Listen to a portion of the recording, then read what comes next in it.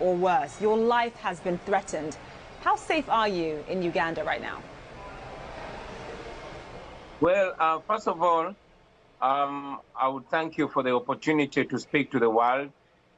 We did not just fail to unseat General Museveni, but like he has been doing over the years, he rigged the election, switched off the internet, and like you put it, put me under house arrest, arrested, tortured, and murdered hundreds, if not thousands, of Ugandans.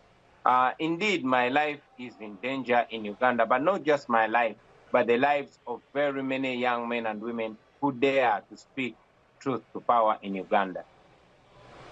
So for people watching this program who might not know that much about what's happening in Uganda, what do you want the world to know about the state of human rights and the state of freedom of speech in Uganda, especially for people who dare to speak out against Museveni? Well, I would want the world to know that Uganda is a country of 45 million people, 85 of which is under the age of 35. A country that has been under the firm military grip of General Yoweri Museveni for the last 35 years. Every 5 years, elections have been organized. However, they have all turned out to be fraudulent elections, including the most recent election where the internet was completely switched off. The biggest contender, was put under house arrest. My entire campaign team arrested and kept under illegal detention for half a year. Many were killed and others are still missing. That is the state of affairs in Uganda, where there's no human rights whatsoever, where there's no rule of law, where political dissenters, anybody that dares to speak truth to power, is arrested and arraigned not in a civil court, but in a military court. And here's the thing. The U.S. has condemned, many times actually, the human rights abuses taking place under Museveni. However, at the same time, the U.S. continues to support Museveni through billions of dollars in aid. It's not just the U.S., it's also U.S.-backed institutions as well. What do you make of that? Well, for starters, it's important to know that the standards of human rights in Uganda in particular and in Africa in general should be the same standard with the rest of the world.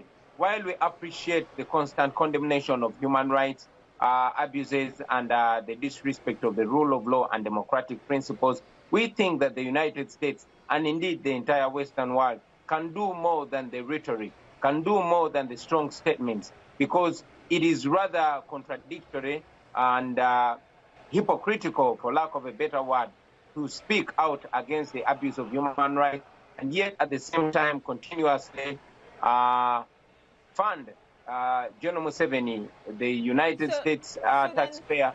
So what do you want them to do? What do you want the U.S. to do specifically? Well, we want the United States to make the respect for human rights and the rule of law a precondition for aid and funding in Uganda. We want them to stop funding our oppressor, to stop paying for the murder of Ugandans. So in terms of what happens next, I mean, obviously, you know, you didn't make it to the presidency, but you have an enormous amount of influence in Uganda. How are you using it going forward? Well, like I've been mentioning, that the entire agenda is not just for me to become president, but to see freedom, to see change, and to see respect for human rights, to see that the lives of the people of Uganda and the people of Africa have the same regard and the same dignity like the rest of the world. We stood for the election, and indeed we won it, although General Museveni, using the military and other institutions of state, declared himself president.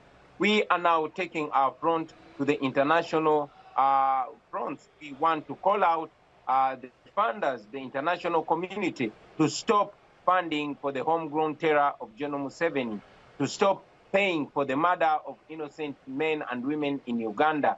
And we want the international community, and in particular the American taxpayer, to know that it is their taxpayers' dollars that is paying for the abuse of human rights in Uganda, and we know that that can stop. We want the world to know that Africa does not need dictators, and we want the United States and the entire development community to know that they do not need dictators in Africa to further their interests. The interests of the United States can well be furthered with a free Uganda, with human rights observed in Uganda and in Africa at large. So from the US's perspective, they will tell you that they don't just simply write Museveni a blank check. They don't just give out a blank check to Uganda. The money they spend, the billions of dollars they give to Uganda every year actually goes towards lifting ordinary Ugandan citizens out of poverty, many of whom are young people, including your supporters. What do you say to that? Well, I would say that there is there's a certain rosy picture that is painted for the international community about Uganda. And here I am speaking for the millions of Ugandans on ground. I was elected by millions of Ugandans. I represent more than 85% of the people of Uganda. And this is the truth that I'm giving to the world, that what General Museveni, the rosy image that General Museveni is painting about Uganda is actually not what's happening. And that is why General Museveni contracts various companies, including an American company called Mercury, to paint a rosy picture about Uganda. But the reality on ground is that the billions of dollars that are given to the regime in Uganda are actually used to suppress dissent, to suppress all rights of the people of Uganda.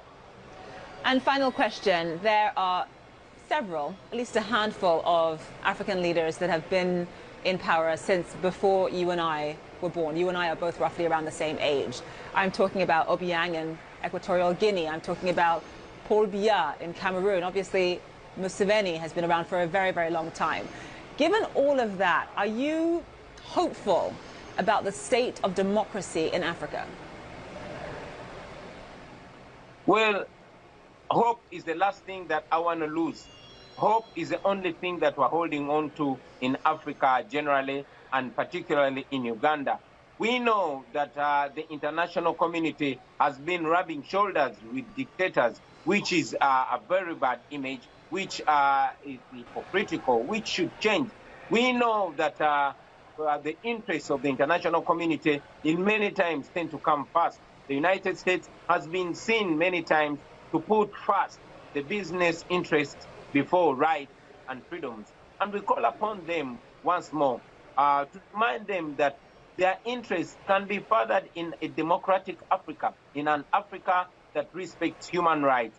It would be a better image. We know that dictators like Idi Amin, like Omar el-Bashir, we know dictators like Biang, and indeed like Museveni, have been working closely with the United States and the development world. But we know that they can do better because we are also human beings, and we want our human rights to be gauged on the same standards like the rest of the world. Bobiwine.